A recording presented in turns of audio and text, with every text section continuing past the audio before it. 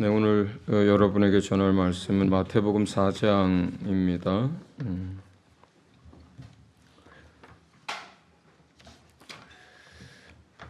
오늘 예배의 순서들이 생일 축하 시간도 있고 또 성찬식도 있고 해서 전체를 다 다루면 시간이 많이 걸릴 것 같아서 우리 세 가지 시험 중에 첫 번째 것만 다루도록 하겠습니다. 1절에서 4절까지만 같이 한 목소리로 읽겠습니다.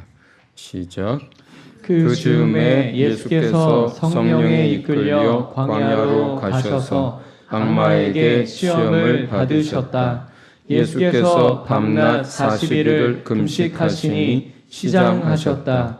그런데 시험하는 자가 와서 예수께 말하였다. 내가 하나님의 아들이거든 이 돌들에게 빵이 되라고 말해 보아라. 예수께서 대답하셨다. 성경에 기록하기를 사람이 빵으로만 살 것이 아니라 하나님의 입에서 나오는 모든 말씀으로 살 것이다 하였다. 아멘.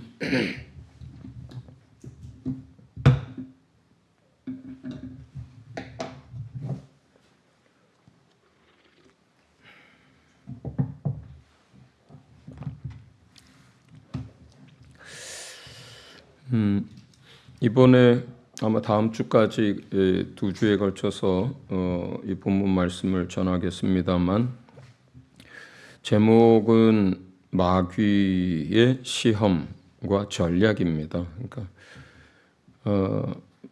악한 영들이 또 마귀가 이 누구에 대한 이야기냐면 어쨌든 하나님을 인정하고 믿는 사람들을 향해서 하는 걸 말해요. 그리고 여기서 시험이라고 하는 것은 테스트한다는 뜻이 아니고 이제 넘어뜨리려고 유혹한다는 의미에서의 시험이고, 그런데 마귀가 사단은 한 존재잖아요. 그러니까 사람이 잘 안 바뀌고 그 사람이 하는 행동이나 말이나 여러 가지 사고 체계가 평생 이렇게 비슷하게 가듯이 사실은 아담과 하와를 넘어뜨리려고 유혹했을 때나 예수님이 이 땅에 오셨을 때 예수님을 넘어뜨리려고 유혹했을 때나 오늘날 예수님 부활하시고 2000년이 지난 오늘날 성도들을 미혹시키고 넘어뜨리려고 할 때나 사실은 존재가 같아요. 한 존재이기 때문에 방법도 전략도 대부분 어때요? 비슷합니다. 그래서 성경에도 우리가 마귀의 전략이나 괴계를 모르는 바가 아니다 이런 표현을 하는 것처럼 그러니까 끊임없는 도전과 유혹과 싸움을 걸어오고 한순간도 하나님이 잠도 안 주무시고 우리를 지키는 것처럼 마귀와 악한 영들도 잠도 안 자고 우리를 넘어뜨리려고 하기 때문에, 그러면 우리가 악한 영들이 어떤 식으로 우리를 유혹하고 어떤 전략을 가지고 다가오는지를 알아야 영적 싸움에서 이길 수 있죠. 그러니까 상대방의 전략을 알아야 우리가 대처할 수 있어요. 그런데도 감사한 것은 많이 노출되어 있는 거예요. 악한 영이 한 번, 두 번 사람에게 그렇게 한 게 아니고 에덴 동산에서부터 마지막 날까지 또 예수님에게조차 또 계속 역사를 하고 있고, 우리도 여러분이 만약에 예수님을 믿은 지 30년이 됐다 그러면 한 번, 두 번 겪은 게 아니에요. 그 30년 동안 끊임없이 악한 영들과의 관계 속에서 싸우면서 도전 속에서 살아왔기 때문에, 그러면 우리가 생각을 좀 해야 되는 거죠. 자기 자신은 어디가 허점이 있는지, 어디가 약한지, 어떤 것에 자꾸 넘어지는지 자기 자신에 대한 파악도 해야 되지만 우리를 공격하는 마귀와 악한 영들의 수단과 전략과 또 하는 그 모든 것들도 정확하게 파악을 해야 돼요. 그러면 그것을 안다는 건 어떤 의미냐면 아주 작은 어떤 것에서도 원수가 공격할 때 그걸 캐치할 수가 있는 거예요. 일이 다 어그러지고 다 넘어지고 큰 문제가 생겼을 때 그때 가서야 이거 마귀가 이렇게 역사했구나가 아니라 처음부터 댐으로 치자면 작은 금이 갔을 때부터 뚝방으로 치면 작은 구멍이 갔을 때부터 하고 초기에 그러한 것들을 느낄 수 있고 파악할 수 있고 대처할 수 있는 거거든요. 요즘 대한민국은 감사하게도 건강보험에서 나이가 되면 2년에 한 번씩 정기검사를 하게 하고 또 뭐 대장암이나 이런 것들은 거의 매년 저한테 이렇게 날아오더라고요. 뭐 받으시라고. 한 번만 얘기하는 게 아니라 12월까지 계속 받으시라고. 근데 그게 한국 사람들에게 아주 큰 유익이 되고 있잖아요. 외국에서는 그런 검사 한 번 받으려면요, 뭐 외국이라고 다 통칭해서 말할 수는 없지만 잘 사는 나라에서는 굉장히 비싸다고 합니다. 그런데 한국에서는 기본 검사는 그냥 해주잖아요.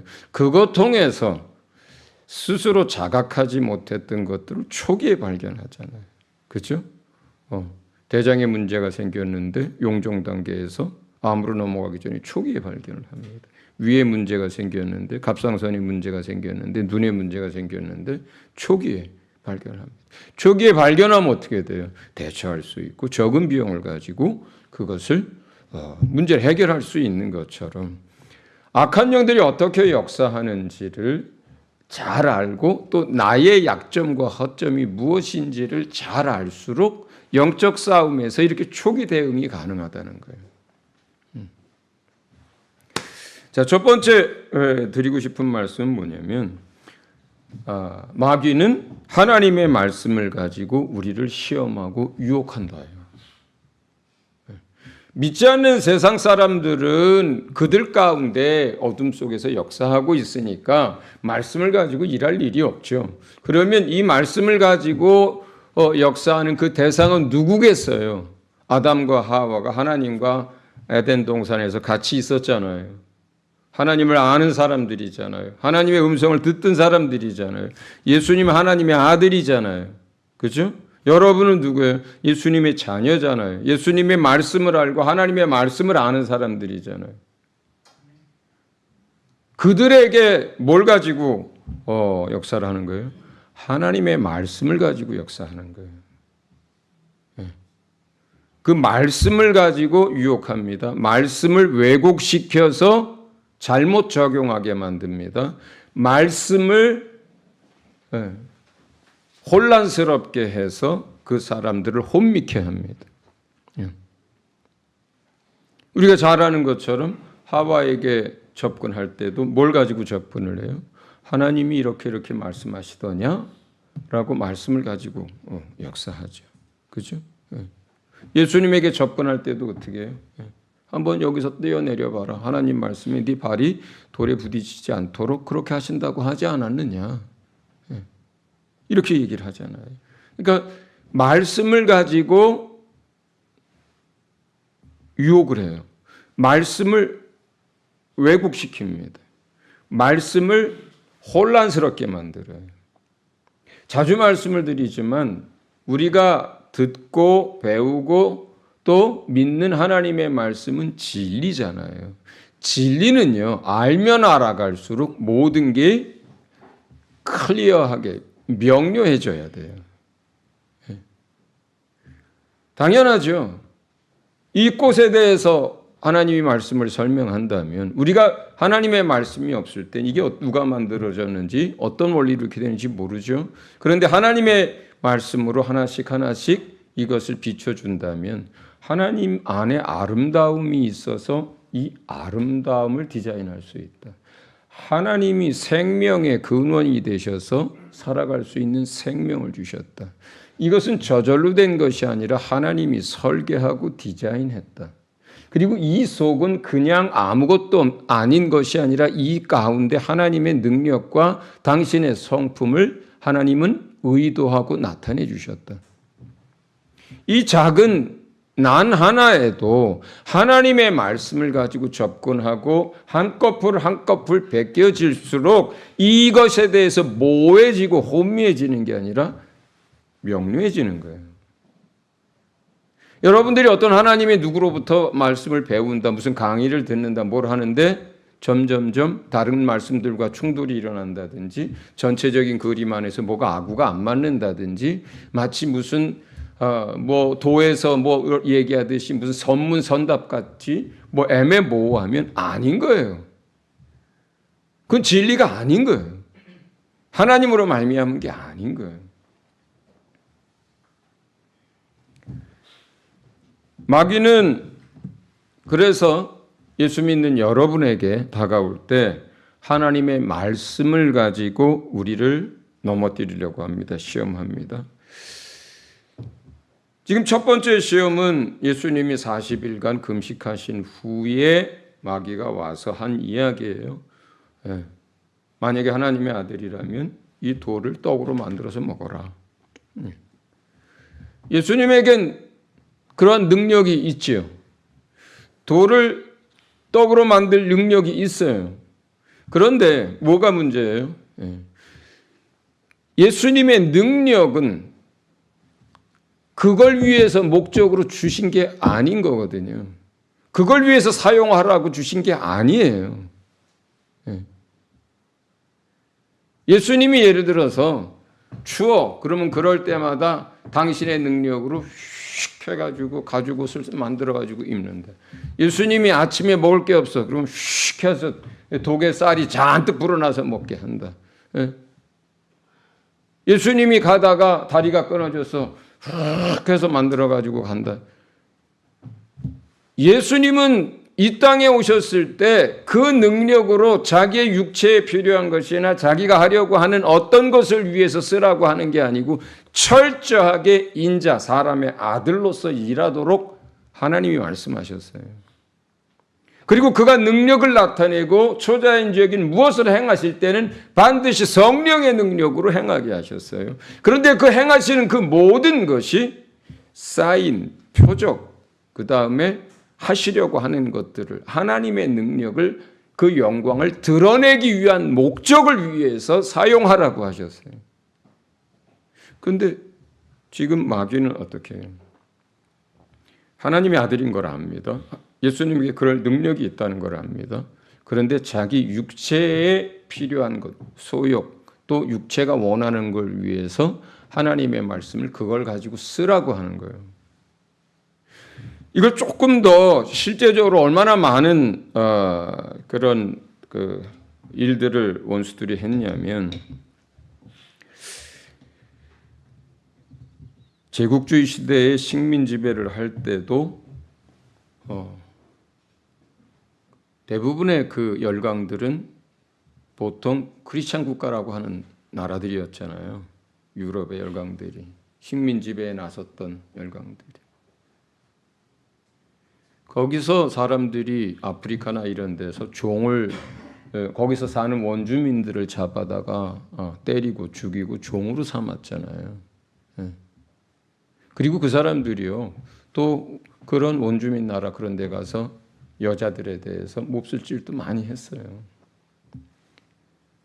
그런데 그런 걸 할 때마다 구약에 있는 어떤 말씀들을 가져다가 해요. 거룩한 가나안 전쟁의 비유를 가져다가 자기네가 그렇게 한다든지 구약의 종에 대한 이야기, 아내를 이혼 증서를 써서 버리는 이야기, 뭐 노예에 관한 이야기들 많이 나오잖아요. 모세를 통해서도 노예나 종에 대한 규례들이 많잖아요. 심지어 여자는 남자의 그 남편의 재산이기 때문이다라고도 본문에 나와요.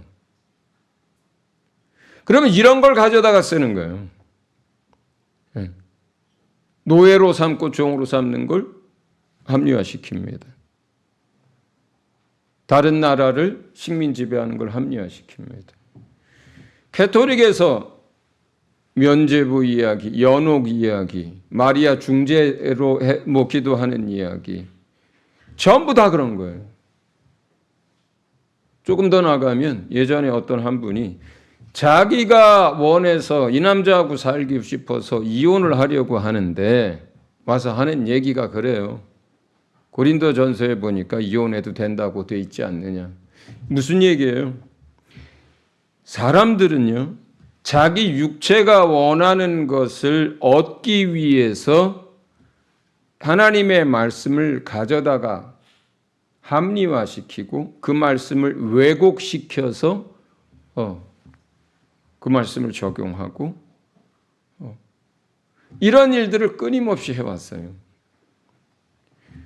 교회가 해왔고 공동체가 해왔고 한 개인이 해왔습니다.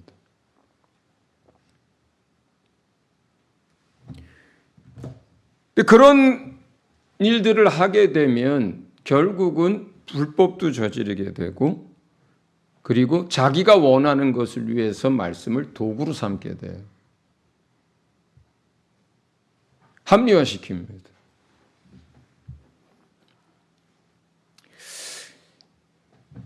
그 사람들은 자기 원하는 대로 살고 싶잖아요. 육체가 원하는 대로 살고 싶고 자기가 원하는 대로 살고 싶어요. 그런데 그 사람이 예를 들어 크리스찬이에요. 그러면 어때요? 뭔가 말씀과 대치되는 부분이 생기거나 아니면 신앙생활과 뭔가 이게 서로 앞뒤가 안 맞는 부분들이 생기면 자 그러면 말씀을 붙들고 그걸에 순종하면서 자기가 원하는 것들을 내려놔야 되는데 거꾸로 한다는 거예요. 내가 원하는 걸 내려놓고 말씀을 붙드는 게 아니라 내가 원하는 걸 얻기 위해서 이 말씀을 어떻게 틀어버려요. 왜곡시켜요. 그리고 자기가 원하는 대로 적용을 해버려요. 여러분 구약에 왜 여자를 재산이다 무슨 또 여자를 자기 집으로 돌려보내려거든 어떻게 해서 돌려보내라. 또 너희가 아내를 열어두게 됐을 때는 공평하게 사랑해라. 먹는 것을 금하지 마라.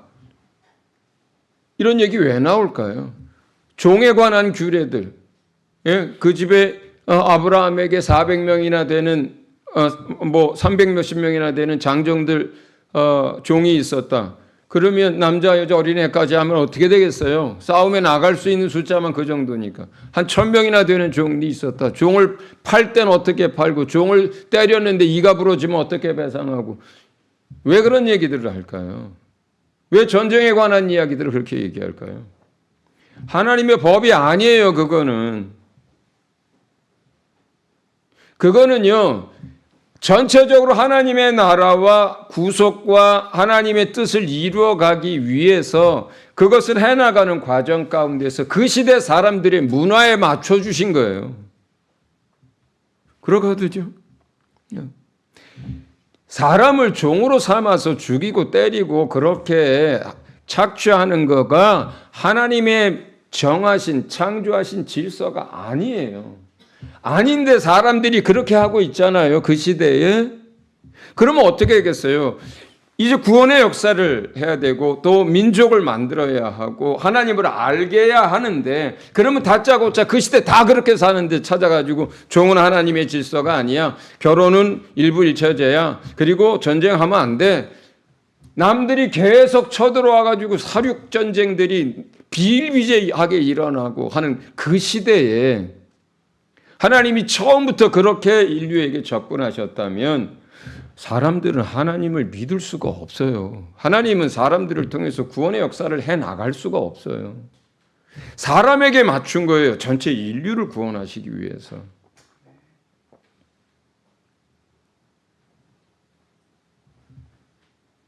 노예제도, 정치제도 다 똑같습니다. 전쟁에 관한 규례, 종에 관한 규례, 결혼에 관한 규례 다 똑같습니다. 그런데 하나님의 질서가 아니고 그 시대에 맞춰서 구원의 역사를 위해서 하신 말씀들을 지금 이 시대에 가져다 놓고 적용을 하면 어떻게 되겠어요? 그대로. 100년 전에 200년 전에 다 그렇게 적용했잖아요. 중세시대 그렇게 적용했거든요. 그럼 왜 그렇게 적용했습니까? 그 나라가 원하는 걸 얻기 위해서 그래요. 그 사람이 원하는 걸 얻기 위해서 그래요. 육체가 원하는 대로 마음이 원하는 대로 살려고 그렇게 한 거예요. 그런데 이걸 누가 너무나 잘 알고 있는 거예요? 마귀가 이 속성을 너무나 잘 알고 있는 거예요. 우리가 얼마나 탐심 가운데 사는지, 우리가 얼마나 자기 마음대로 하고 싶어 하는지, 우리가 얼마나 소욕을 따라 살고 싶어 하는지, 우리 욕심이 얼마나 많은지, 얼마나 편한 걸 원하는지, 얼마나 이쁜 걸 원하는지, 얼마나 더 많이 가지고 싶어 하는지, 얼마나 다른 사람들을 좌지우지하면서 권력을 누리면서 살고 싶어 하는지 너무나 잘 아는 거예요. 정치도 똑같습니다, 여러분. 조심하셔야 돼요. 보수건, 진보건 다 똑같습니다. 그들이 가지고 있는 것, 그들의 생각을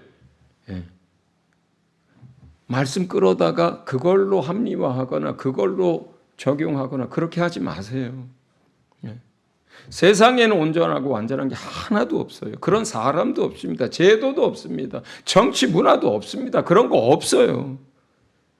사람들이 원하는 바예요. 그것들 전부 다 누구나 똑같습니다.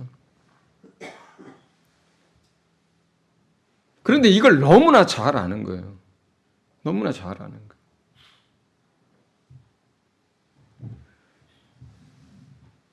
그래서 주님은 특히 주의 일을 하는 사람이나 교회 나오는 사람들에게 경건을 이익의 도구로 삼지 말라 그래요.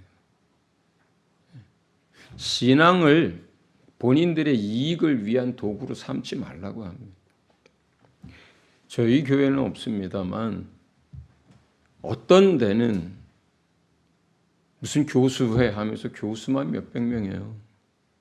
무슨 실업인회 하면서 온갖 사람들 거기에 다 있고, 무슨 정치하려고 하는 사람, 시의원, 구의원 이런 사람들 작은 교회 안 다닙니다.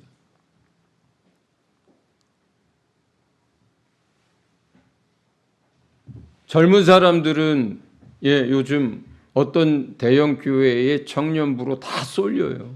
거기 가야 그나마 멀쩡한 사람, 그리고 제대로 직장 다니는 사람, 그리고 집안 괜찮은 사람을 남자도 만나고 여자도 만날 수 있어서 뭐가 특별해서가 아니에요.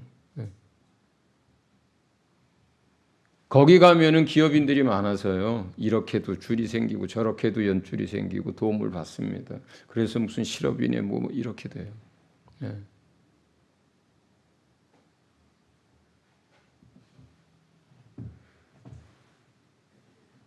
성도들이나 직분자만 그런 게 아니죠. 교회 목사들, 선교사들도 똑같습니다. 목회나 아니면 담임 목사의 지위나 목사나 선교사의 지위를 이익의 도구로 삼습니다. 그것 때문에 맨날 싸우고 세상 사람들에게 손가락질도 받습니다. 이거 전부 누가 역사하는 거예요? 우리 안에 가지고 있는 육체가 원하는 것과 소욕과 그 생각을 가지고 원수가 역사하는 거예요. 원수가 역사하는 거예요.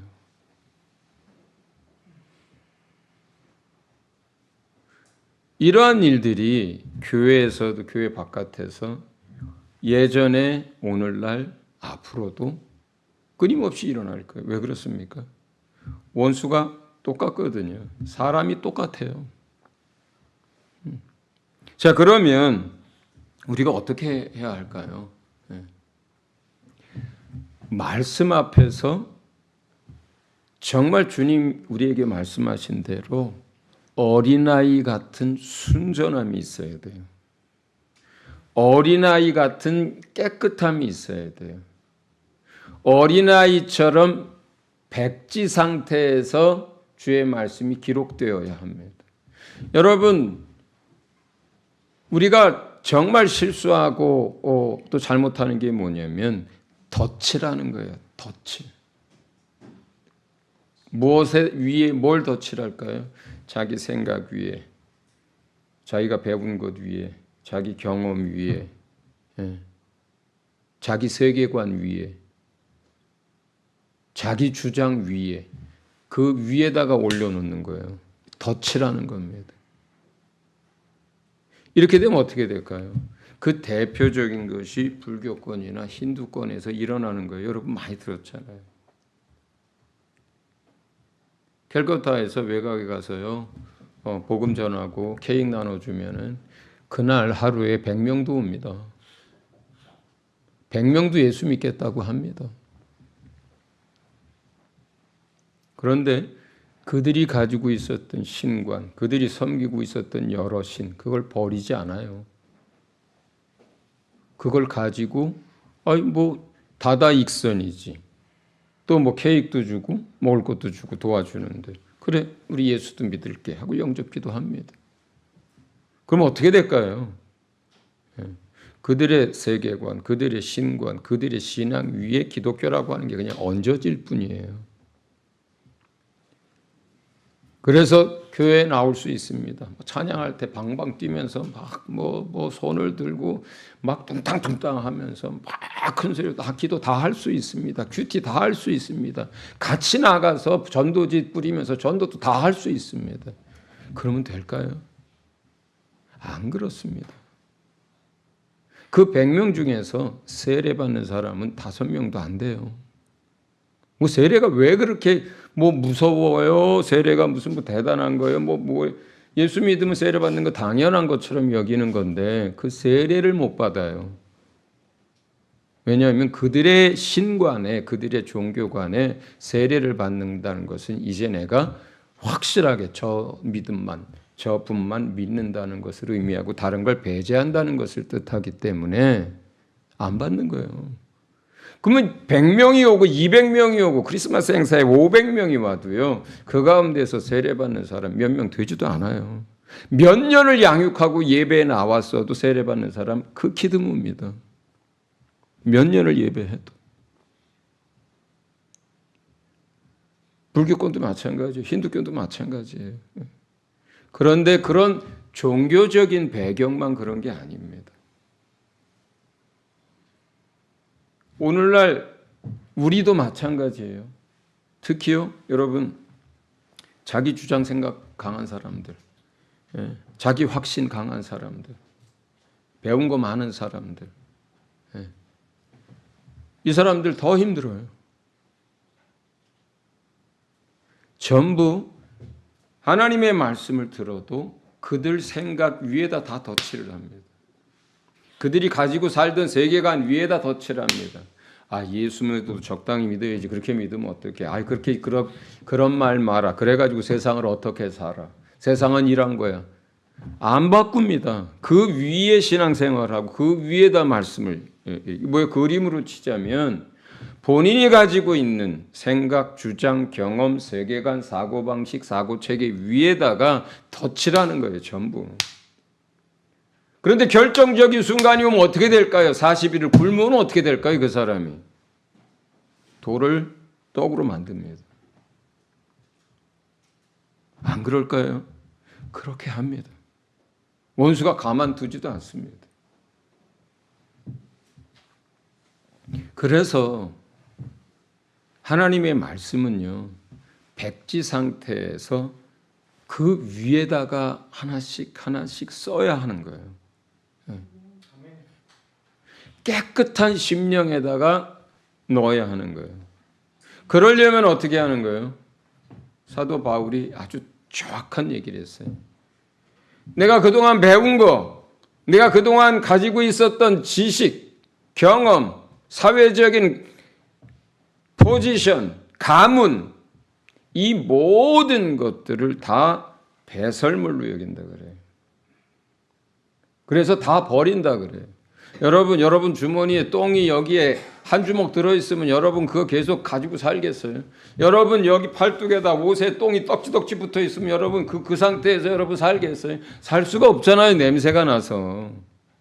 그렇잖아요. 그래서 다 벗어버리고 씻어내잖아요. 그런데 사도 바울이 얘기하는 것이 도덕적으로나 세상적으로 무슨 문제가 있는 거였느냐? 그렇지 않잖아요. 그가 어려서부터 율법에 열심히 있고 가말리엘의 문화에서 오랜 동안 수련하고 연습하고 경건의 훈련을 하고 몸의 삶에 체득했어요. 하나님의 율법대로 사는 것을. 근데 그 가말리엘의 문화에서 배웠던 것들과 쌓았던 것들과 또 그 명성 다 버린다 그래요. 유력한 집안의 자손이었어요. 태어나면서부터 로마 시민권을 가졌어요. 어떤 천부장은요, 로마 군대에 1000명을 다스리는, 100명을 다스리는 어떤 사람은 많은 돈을 주고 시민권을 샀다 그래요. 그런데 사도 바울은 태어나면서부터 로마 시민권을 가질 만큼 유력한 집안의 자손이에요. 그 당시 갈릴리 지역을 다스리던 분봉왕이 사도 바울이 하는 얘기를 듣고 뭐라고 합니까? 네 많은 지식이 너를 미치게 만들었다 그래요. 세상 학문으로도요. 그 당시 수토와 처와랑이고 뭐 정말 많이 배우고 똑똑한 사람이에요. 신앙적인 것, 가문, 지식, 경험, 배경, 친분 이걸 전부 다 어떻게 한다 그래요? 다 똥처럼 여기고 배설물처럼 여긴다 그래요. 또 다른 표현을 합니다. 사도 바울이. 내가 날마다 죽노라 이런 표현을 해요. 이게 뭘까요? 내 생각을 버린다는 거예요. 내 뜻을 버린다는 거예요. 내 소욕을 버린다는 거예요. 내 계획과 원하는 걸 버린다는 뜻이에요. 날마다. 그가 원하는 건 뭐예요? 예수 그리스도예요. 예수 그리스도를 알아가는 거예요. 예수 그리스도로 그 안에 채워가는 거예요. 예수 그리스도를 통해서 얻은 것만 진리고 그것만 자기 안에 세우고 남기고 그것만 붙들겠다는 거거든요. 그런 노력을 사도 바울은 평생을 했습니다. 사도 바울이 예수님에 관해서 교회에 대해서 기도하거나 가르칠 때 중요한 가르침을 하나 해요. 하나님은 하나님 안에 있는 그 모든 것들을 예수 안에 충만하게 하셨고 예수는 자기 안에 있는 그 모든 충만한 곳으로 그의 몸된 교회를 충만케 하시는 분이시다 이렇게 설명해요.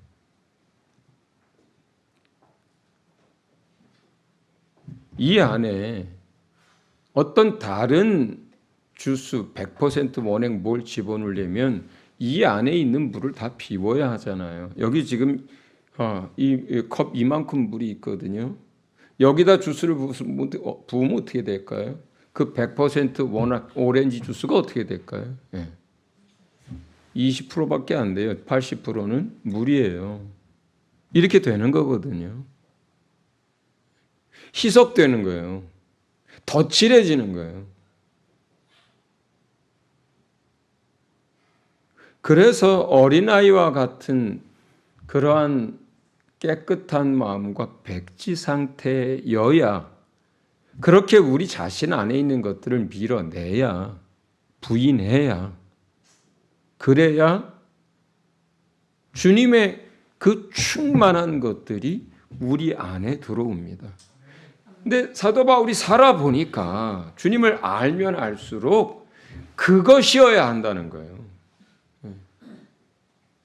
예수님이 우리에게 가르친 말씀이 세계관이 되어야 한다는 거예요. 그게 우리의 가치여야 한다는 거예요. 그런 사고방식이어야 한다는 거예요. 예수님의 성품이어야 한다는 거예요. 예수님의 능력이어야 한다는 거예요. 예수님의 그러한 자비와 사랑과 그 마음이어야 한다는 거예요. 예수님이 말씀하신 그 진리여야 한다는 거예요. 이것으로 채우려고 하니까 그 전에 있던 것들이 냄새가 날 만큼 버려야 할 것들이 되었다라는 거예요. 그러지 않으면 전부 자기가 원하는 대로 말씀을 해석하고 자기가 얻고자 하는 걸 얻기 위해서 말씀으로 자기를 합리화하고 그리고 덧칠을 합니다. 원수는 교묘하게도 끊임없이 우리에게 그걸 충동질을 해요. 유혹을 합니다. 괜찮아. 남들 다 하는 거야.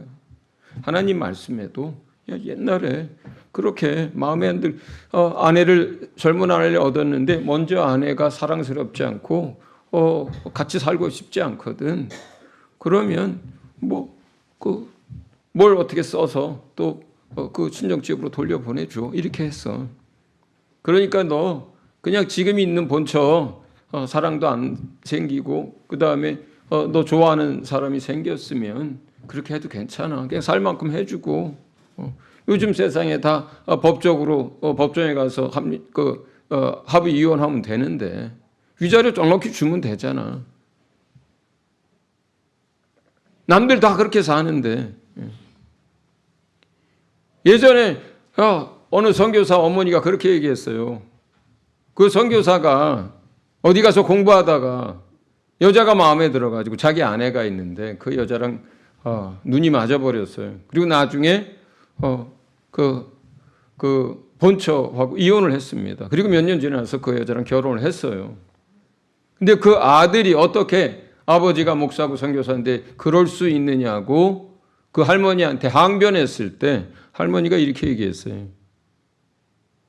야, 교회에서 다들 이혼하고 요즘 세상에 다들 그렇게 하는데 이미 그렇게 된 일을 뭘 가지고 그러냐. 그냥 받아들여라.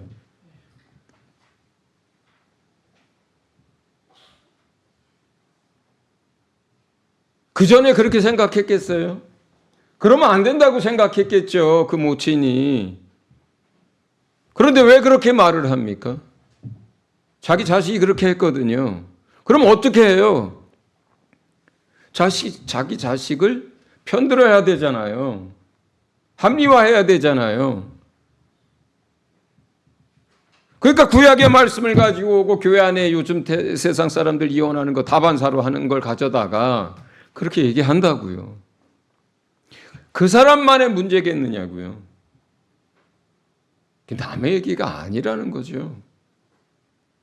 우리 자신도 철저하게 예수님의 말씀을 내 영혼의 양식 삼고 내 안에 있는 것들을 다 배설물로 여겨서 그 말씀으로 모든 것들이 만들어지고 새로워지지 않으면 우리도 불리한 순간이 오면 우리도 내 육체가 원하는 것을 얻어야 하는데 그게 안 되는 상황이 오면 내가 어떤 걸 잘못했는데 이걸 변명해야 되는 상황이 오면 돌을 떡으로 만들어 먹는다니까요. 나는 안 그렇다라고 말할 수 있는 사람이 아무도 없어요. 그렇기 때문에 주님은 얘기합니다. 사람이 육체는 떡으로 살지만 사람이 살려면 하나님의 입으로 나온 그 모든 말씀으로 살고 그것이 너희 영혼의 너희 삶의 참 양식이 된다.